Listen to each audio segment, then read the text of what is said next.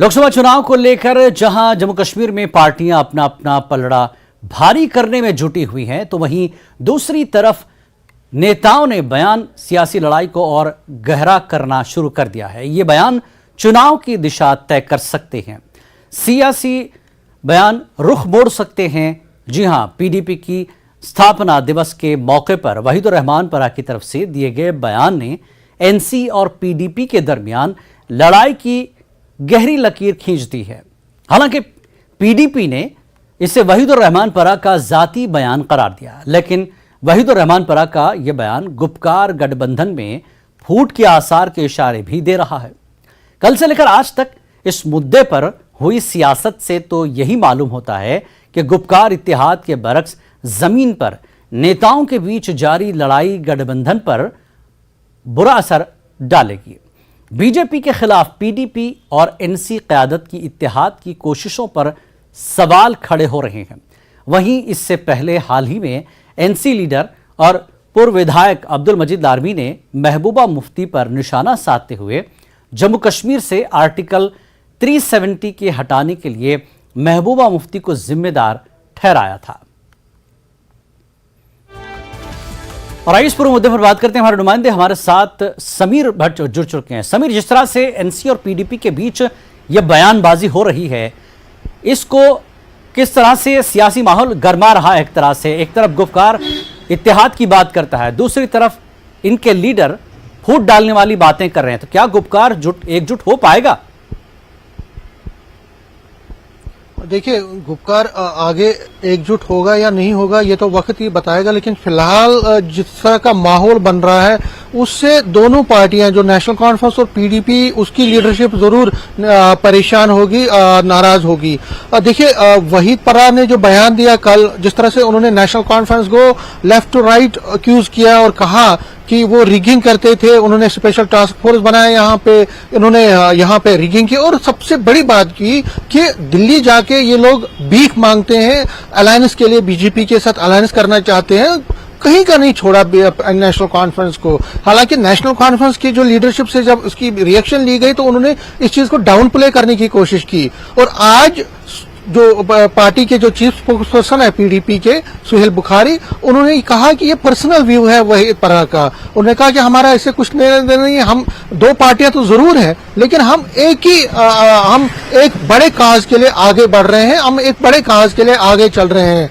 लेकिन आपको याद होगा कि कुछ दिन पहले अब्दुल मजीद लारमी जो नेशनल कॉन्फ्रेंस के थे, उन्होंने एक इंडोर मीटिंग की थी अपने होम शालीबू कॉन्स्टिट्यूंसी में, और वहां पे उन्होंने कहा कि महबूबा मुफ्ती ने ही जम्मू कश्मीर में धारा 370 को हटाने की उसमें सपोर्ट किया बीजेपी को, क्योंकि उन्होंने जब पार्लियामेंट में और जब असेंबली में यहाँ जीएसटी के मतलब बिल आया था तो उन्होंने उसका समर्थन किया, और जीएसटी में खुलेआम ये था कि वन नेशन वन लॉ का एक प्रावधान था, तो उससे ही बीजेपी को प्रोत्साहन मिला और उसी से जो धारा 370 है उसको यहां से हटाया गया। तो जाहिर तौर पर जो बीजेपी, नेशनल कॉन्फ्रेंस और पीडीपी के जो जमीन पर जुड़े हुए लोग हैं या लीडरान हैं, जिनको हम सेकंड या थर्ड रंग लीडर्स कह सकते हैं, थर्ड लाइन लीडर्स कह सकते हैं, या वर्कर्स हैं, उनमें जो आपसी कनेक्शन है उसमें बहुत कमी दिख रही है। और जाहिर तौर पर ये दोनों पार्टियों के लिए कोई अच्छी खबर नहीं है, लेकिन बीजेपी इसका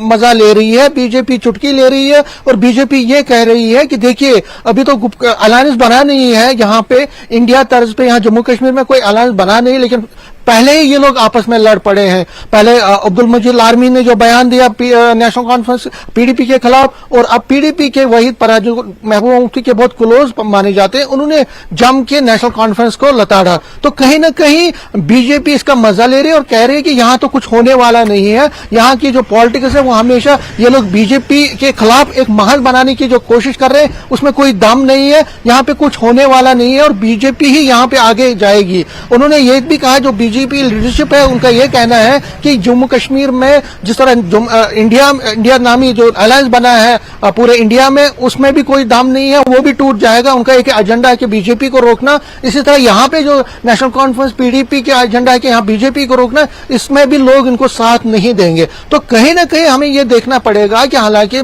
पीडीपी के जो टॉप लीडरशिप है वो चाहती है कि जो हमारे सोर्सेज कह रहे हैं कि वहीद परा से जो उन्होंने कल बयान दिया है उस पर कुछ पार्टी के लीडर नाराज हैं और उनको कहा गया है कि ऐसे बयान ना दें। लेकिन कहीं ना कहीं नेशनल कॉन्फ्रेंस ने जिस तरह से रिएक्शन किया और नेशनल कॉन्फ्रेंस के कई लीडरों ने तो खुलेआम कहा कि वही पर जैसे एलिमेंट्स जो है वो अलायंस को सैबोटेज करना चाहते हैं, वो नहीं चाहते कि यहाँ पे अपोजिशन बीजेपी के खिलाफ कोई स्ट्रांग अपोजिशन बने। तो पार्टियों में जो जिस तरह मैंने कहा कि ये महबूबा मुफ्ती के लिए भी बहुत ही एक ट्राइंग टाइम्स है और इसी तरह से उमर अब्दुल्ला फारूक अब्दुल्ला के लिए भी ट्राइंग टाइम है, इम्तिहान की घड़ी है कि किस तरह वो अपने जो लीडरान उनके हैं जिसमें फॉर्मर एमएलए भी रहे हैं, बहुत बड़े पद पे भी रहे, उनको किस तरह से वो समझाए। देखिए हमें जम्मू कश्मीर की हिस्ट्री को जानना चाहिए कि जिस तरह से कल से बयान हुआ, कल से आज तक क्या कुछ इस पर एक्शन लिया जा रहा है? क्योंकि जब आप इत्तेहाद की बात करते हैं, एकजुट होने की बात करते हैं बीजेपी के खिलाफ, तो क्या पार्टी लीडरों को गाइडलाइंस नहीं दी जाती कि हम इत्तेहाद कर रहे हैं, अब इस तरह के मुखालिफ बयान एक दूसरे के लिए नहीं देंगे? तो क्या ये गाइडलाइंस तय नहीं थी पहले से, या लीडरों को ऐसे ही खुला छोड़ दिया गया कि आप जो चाहे कहें? देखिए अगर हम अंदर की बात कहें तो नेशनल कॉन्फ्रेंस और पीडीपी के जो वर्कर हैं या जमीन पे जो जिसमें ब्लॉक प्रेसिडेंट्स हैं, फॉर्मर एमएलए, उनमें बहुत कम लोग चाहते हैं कि वो पीडीपी और नेशनल कॉन्फ्रेंस अलायंस करें। उसका एक रीजन है। देखिए जम्मू कश्मीर सेंट्रिक पॉलिटिक्स में दोनों पार्टियां जो हैं वो एक दूसरे के खिलाफ लड़ती रही है। आप उत्तर प्रदेश की एक एग्जाम्पल लीजिए, बीएसपी और समाजवादी पार्टी जब दोनों इकट्ठे हुए तो उनका ट्रांसफर नहीं हो पाया एक दूसरे के लिए वोट। इसी तरह जो पीडीपी और नेशनल कॉन्फ्रेंस है वो आपस में लड़े हैं। कश्मीर वैली में उनका पॉलिटिक्स हमेशा एक दूसरे के खिलाफ रहा है। अब जाके अगर वो बीजेपी के खिलाफ लड़ते भी हैं, क्या उनका एक दूसरे के कैंडिडेट को वो ट्रांसफर कर पाएंगे वोट, या वो वोट शिफ्ट होकर दूसरी पार्टियों को जाएगा? ये बड़ी बात है। इसीलिए नेशनल कॉन्फ्रेंस में एक बड़ी विचारधारा है जो इस वक्त सोच है, और उसमें उमर अब्दुल्ला भी ये सोच रहे हैं। अगर आपको याद होगा पिछले साल सितंबर में उन्होंने ये कहा था कि हम अकेले चुनाव लड़ेंगे, हमें किसी की जरूरत नहीं है। हालांकि फिर जब मैंने महबूबा मुफ्ती से बात की थी, उन्होंने कहा था कि हमें इस पे अभी बात नहीं करनी है। लेकिन सच्चाई यह है कि नेशनल कॉन्फ्रेंस के ज्यादातर लीडरों को लग रहा है कि अगर चुनाव कल होते हैं असेंबली के तो वो खुद जीत सकते हैं, उनको किसी बैसाखी की जरूरत नहीं, किसी सपोर्ट की जरूरत नहीं है। और ये जो सेल्फ कॉन्फिडेंस, ये जो confidence level in national conference की है, इसी वजह से लारमी ने महबूबा मुफ्ती को टारगेट किया। और जब पीडीपी को लगा कि नेशनल कॉन्फ्रेंस हावी हो रही है, वो उनके लीडरान को टारगेट कर रहे हैं, तो पर्रा ने कल नेशनल कॉन्फ्रेंस को लताड़ा। तो इनके आपस में की जो एक दूसरे के खिलाफ जो बयानबाजियां हैं वो इस वक्त उरूज पर होगी। और मुझे लगता है कि आगे चल के जब यहाँ पे पंचायत के पोल्स या म्यूनिसिपल पोल्स, हालांकि पंचायत पोल्स तो non local non party basis पर होंगे, लेकिन जो म्यूनिसिपल पोल्स है वो एक बहुत बड़ा टेस्ट होगा। और उसके बाद जो लोकसभा के पोल्स होंगे वो तो सबसे बड़ा टेस्ट है असेंबली इलेक्शन से पहले। और दोनों इलेक्शन में क्या पीडीपी और नेशनल कॉन्फ्रेंस इकट्ठा अलायंस करेंगी, और अगर करेंगी तो एक दूसरे को कितना हेल्प कर पाएंगे, वो सबसे बड़ी बात देखने वाली होगी। और इसीलिए अभी दोनों पार्टियों की लीडरशिप से जब बात हुई तो वो ज्यादा कुछ इस पर बात नहीं कर रहे हैं। वो चाहते हैं कि अलायंस बने। अलायंस का दोनों पार्टियां अलायंस बनाना चाहती हैं, क्या होगा, लेकिन इस तरह की एक दूसरे पर तनकीद को लेकर गुपकार के जो और पार्टनर हैं उनका क्या रिएक्शन है? क्योंकि उन पर भी इसका असर पड़ेगा आगे जाकर। देखिए आपने बड़ी अच्छी बात की। इस डेवलपमेंट को जो एक दूसरे के खिलाफ जो बयानबाजियां हो रही है, उससे कांग्रेस जैसी पार्टी, अवामी नेशनल कॉन्फ्रेंस, सीपीआईएम, वो और जम्मू में बहुत सारी पार्टियां जो इस अलायंस को जो नॉन बीजेपी मोर्चे के साथ है, जैसे पैंथर्स पार्टी है, आम आदमी पार्टी तो फिलहाल नहीं है, लेकिन बहुत सारी छोटी छोटी पार्टियां हैं, उनकी लीडरशिप भी परेशान है, अपसेट है। क्योंकि कल से हमने जिनसे बात की उन्होंने कहा कि ये बयानबाजियां क्यों, अगर बीजेपी हमारा दुश्मन है तो क्यों आप एक दूसरे के खिलाफ ही लड़ रहे हैं, आप एक दूसरे के खिलाफ ही बयानबाज हैं, तो हम इस तरह बीजेपी के खिलाफ एक महाज कैसे बना सकते हैं? तो बीजेपी खुश है, बीजेपी के लोग उछल रहे हैं, बीजेपी कह रही है कि देखिए सियासत का नाम ये है, मौका परस्ती है, सियासत ये है, मौका परस्ती है, और देखिए एक दूसरे के खिलाफ लड़ रहे हैं। लेकिन समझने वाली बात है यहाँ पे कि बीजेपी के खिलाफ अगर महाज बनाना है तो उसका दायरा क्या होगा, उसका स्वरूप क्या होगा, उसकी शक्ल क्या होगी, उसका लीडर कौन होगा, वो तो आने वाला दिन ही बताएंगे। लेकिन फिलहाल जो एक दूसरे के खिलाफ लड़ाई हो रही है, बयानबाजी हो रही है, उससे नॉन बीजेपी फ्रंट बनाने में यहाँ पे दिक्कतें हो सकती हैं और आगे चल के बीजेपी को इसका पॉलिटिकल फायदा मिल सकता है। फिलहाल तो हम म्यूनिसिपल पोल्स की बात करें तो उसमें आ सकता है, लोकसभा में आ सकता है, असेंबली में अभी टाइम है। असेंबली से पहले क्या स्वरूप बनता है उस पर भी सबकी नजरें रहेंगी। लेकिन बीजेपी, पीडीपी और नेशनल कॉन्फ्रेंस जिस तरह से उनकी लीडरशिप एक दूसरे के खिलाफ बयानबाजियां कर रहे हैं, वो इन दोनों पार्टियों के लिए फिलहाल अच्छी बात नहीं है, अच्छी खुशखबरी नहीं है। जी बिल्कुल, बहुत बहुत शुक्रिया समीर इस पूरी जानकारी के लिए। आपने बहुत विस्तार से इस पर जो है रोशनी डाली है। जिस तरह से एनसी और पीडीपी के बीच तनाव फिलहाल है, ये गुपकार के लिए बहुत सवाल पैदा कर रहा है कि कैसे इत्तेहाद होगा अगर आपस में लीडर इस तरह से भिड़ते रहेंगे। और आगे बढ़ेंगे, उधर बीजेपी ने अपने कार्यकर्ताओं से कहा कि वो घर घर जाकर लोगों को आर्टिकल 370 के हटने के बाद उसके फायदे लोगों को बताएं। जम्मू कश्मीर यूटी के लोगों को इसके फायदे बताने का यह फैसला बीजेपी ने आर्टिकल 370 की 34 सालगिरह के मौके पर लिया है। आपको बता दें कि 5 अगस्त 2019 को ही जम्मू कश्मीर से आर्टिकल 370 को हटा दिया गया। वहीं 4 साल बाद इत्तेफाक यह है कि सुप्रीम कोर्ट भी इस मामले पर कल से समाअत शुरू करने जा रही है, जिससे तमाम विपक्षी दलों ने खुशी का इजहार किया था।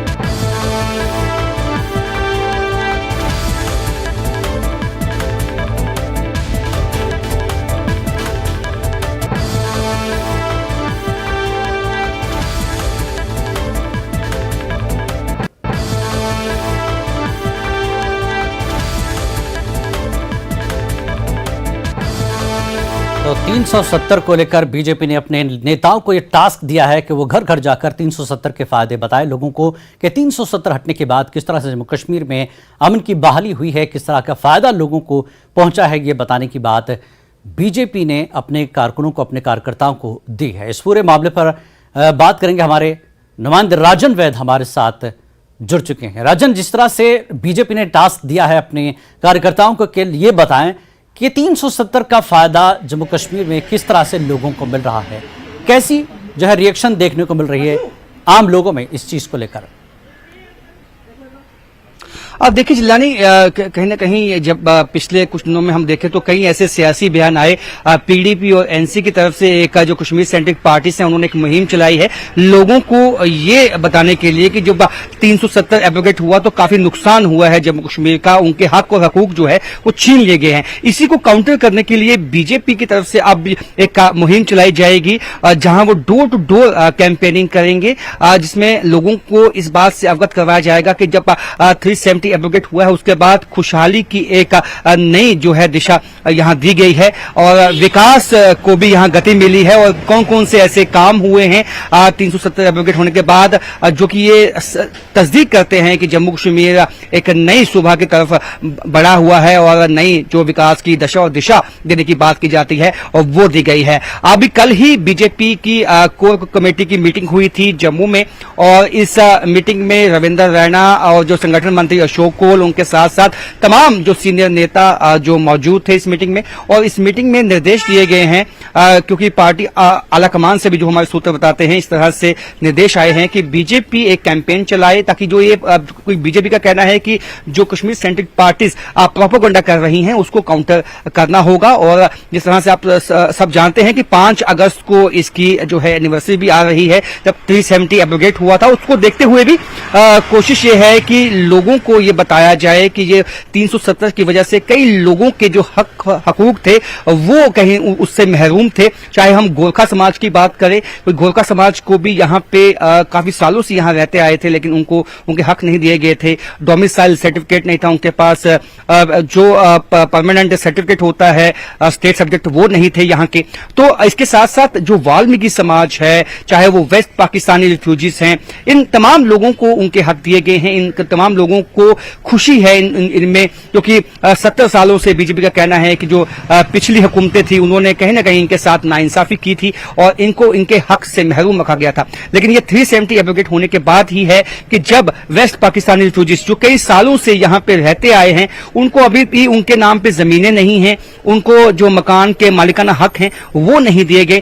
अब ये 370 एब्रोगेट होने के बाद जिस तरह से खुशहाली आई है, उनको फायदा हुआ है, अब उनको मकान के मालिकाना हक भी दिए जाएंगे। और हाल ही में जो हुकूमत ने फैसला लिया कि 5 मरले का जो एक प्लॉट है वो जो है लैंडलेस जो लोग हैं, जो भूमिहीन हैं, उनको दिया जाएगा। तो उसका फायदा उन लोगों को भी मिलेगा जो पिछले कई सालों से जम्मू कश्मीर में रहते आए थे, लेकिन उनको कभी जमीन खरीदने की जो है इजाजत नहीं थी, यहाँ पे उनको हक नहीं था। तो इस तरह से जो तमाम बातें हैं और ये बातें आम लोगों तक पहुंचानी है कि जो प्रोपेगेंडा है उसको आप उसमें ना आए, क्योंकि जिस तरह से नेशनल कॉन्फ्रेंस और पीडीपी और अन्य कई ऐसी पार्टी है कश्मीर सेंट्रिक जो ये कहती हैं कि 370 एब्रोगेट होने के बाद जो है यहाँ पे जो चोरियां हैं, यहाँ पे जो करप्शन है या बाकी चीजें बढ़ गई हैं, तो उससे काउंटर करना है कि क्योंकि बीजेपी का कहना है कि यहाँ पे IIM और एम्स और IIT जो है वो बनाए जा रहे हैं और उसका काम काफी तेज हुआ है 370 एब्रोगेट होने के बाद, और जहां पे लॉ एंड ऑर्डर जो है वो पहले से ज्यादा ठीक हुआ है। तो ये आम लोगों तक, आम जनमानस तक जो है बातें पहुंचानी है, क्योंकि बीजेपी के लिए इसलिए भी अहम है क्योंकि 370 एब्रोगेट 370 एक बहुत बड़ा जो है वो पोल प्लैंक होने वाला है।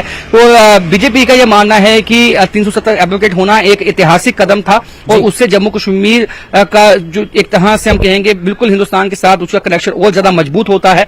और इस ऐसे में जब आने वाले पंचायत और लोकल बॉडीज के या लोकसभा के इलेक्शन आएंगे तो सीधी सी बात है कि 370 का मुद्दा है वो बीजेपी की तरफ से उठाया जाएगा और ये मेन मुद्दा हो सकता है उनके जो पोल के लिए, और इसी पे जो है वो वोट लोगों से मांगेंगे। और इसलिए जब लोगों को पूरा ये हकीकत मालूम होगी, जब उनको ये बताया जाएगा कि क्या क्या फायदे हुए हैं, इससे क्या क्या आगे जम्मू कश्मीर को फायदे होने वाले हैं और जो विकास के जो काम यहाँ पे शुरू किए गए हैं उन्हें किस तरह से गति दी जाएगी, यहाँ पे किस तरह से हेल्थ इंफ्रास्ट्रक्चर जो है वो मजबूत हुआ है, चाहे वो एजुकेशन का जो है स्ट्रक्चर है वो मजबूत हुआ है, जो नेशनल एजुकेशन पॉलिसी है उसको किस तरह से यहाँ पे लागू किया गया है 370 एब्रोगेट होने के बाद, और टूरिज्म में किस तरह से इजाफा हुआ है और लोग जो है बेखौफ होकर अब आए हैं, क्योंकि अमरनाथ यात्रा ने भी रिकॉर्ड अपना तोड़ा है पिछले कई सालों का। तो ये तमाम चीजें हैं जो बीजेपी का कहना है कि 370 एब्रोगेट होने के बाद ही पॉसिबल हो पाई हैं, उससे पहले ये पॉसिबल नहीं था। जी बहुत बहुत शुक्रिया राजन वैद इस पूरी तफसीलात के लिए। तो बीजेपी ने अपने कारकुनों को ये टास्क दिया है कि घर घर जाकर लोगों को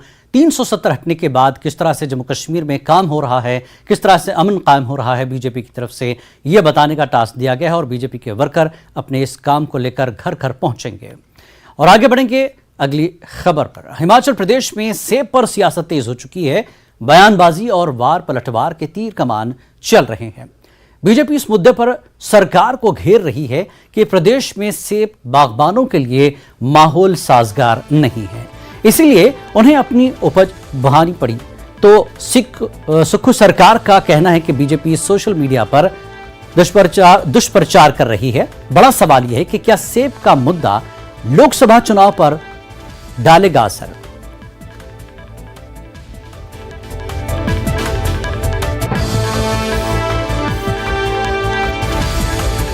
और इस मुद्दे पर बात करने के लिए हमारे रिपोर्टर राजेंद्र हमारे साथ जुड़ चुके हैं। राजेंद्र, जिस तरह से सेब को लेकर सियासत हो रही है हिमाचल में, अभी लोकसभा चुनाव का मुद्दा बनने जा रहा है, इस पर अब सवाल उठ रहे हैं, क्या वाकई सेब एक वक्त था प्याज के मुद्दे पर जो है सियासी जंगें लड़ी गई और अब सेब यहां से जो है सियासी लड़ाई लगा रहा है, क्या है इसके पीछे? बिल्कुल बड़ा मुद्दा हिमाचल प्रदेश में सेब का है, क्योंकि करीब 7 जिलों को सेब कारोबार, सेब बागवानी टच करती है और इन 7 जिलों के, हिमाचल प्रदेश के 12 जिलों में से 7 जिलों के अधिकांश क्षेत्र में सेब की पैदावार होती भी है।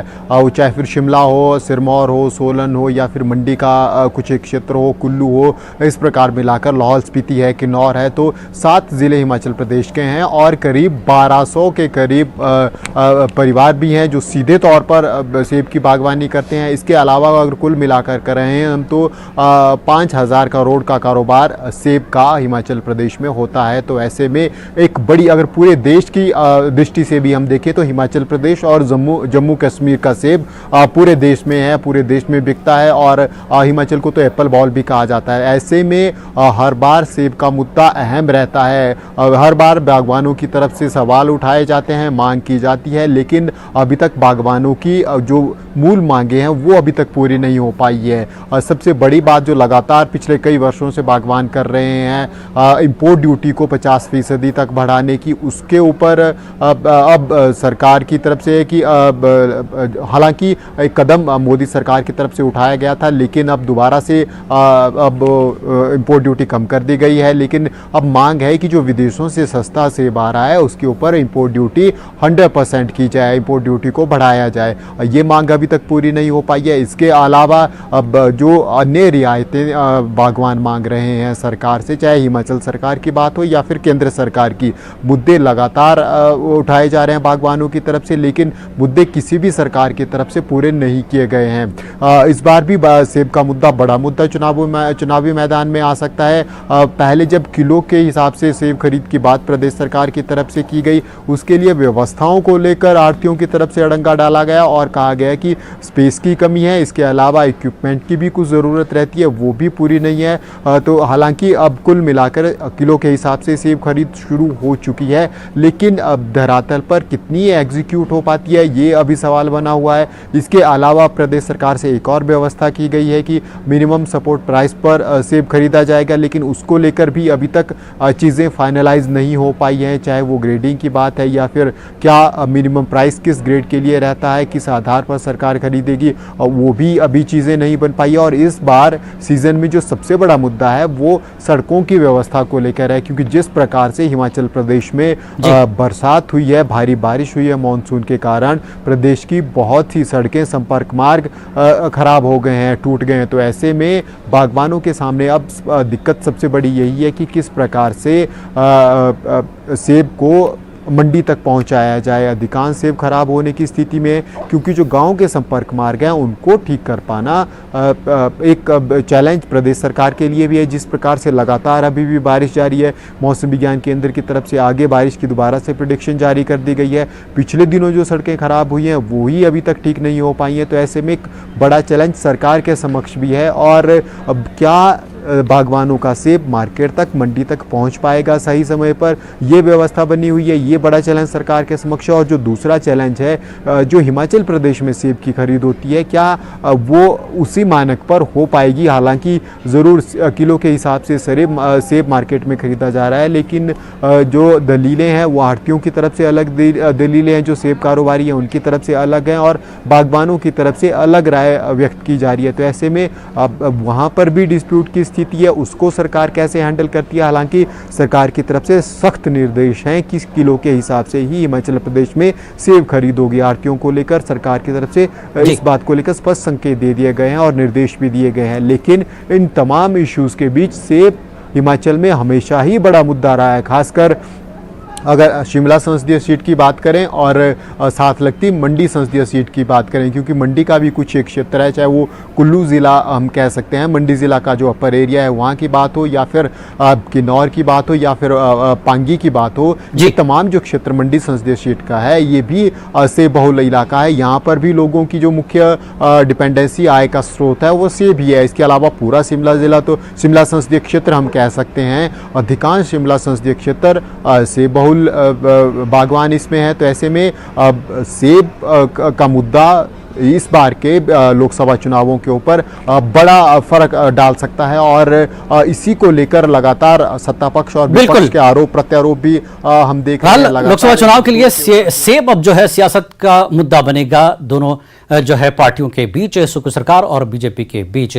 कितना असर डालेगा ये देखने वाली बात रहेगी। राजेंद्र, बहुत बहुत शुक्रिया इस पूरी बातचीत के लिए।